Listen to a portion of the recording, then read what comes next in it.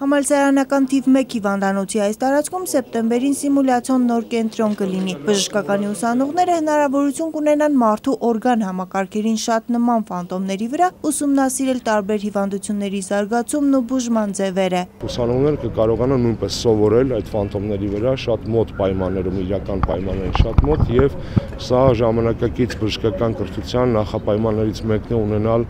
լավ վերազինված, լավ կահավորված նաև նման կենտրոններ, որտեղ ուսանողական պրակտիկան, գիտելիք ստանալու հմտություն ձեռք բերելու հնարավորություններ կլինեն ավելի լայն։ Սիմուլյացիոն կենտրոնը համալսարանական հիվանդանոցի միակ նորությունը չէ։ Բժշկական համալսարանի միջոցներով նորոգվել են տարբեր բաժանմունքներն ու լսարանները։ Այստեղ հիվանդները լիարժեք բուժում, իսկ ապագա բժիշկները լիարժեք կրթություն ստանալու հնարավորություն ունեն։ Նախարար Արմեն Աշոտյանը շրջում է նորոգված բաժանմունքներում, գնահատականը գերազանց է։ Զուգակցվելու է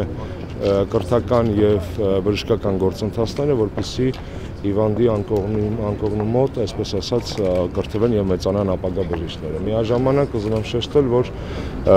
ժամանակակից պայմաններ են ստեղծված թե կրթության համար, թե առողջապահության ծառայությունների համար եւ բժշկական համալսարանը եւս մեկ անգամ ընդգծում է, որ զարգացման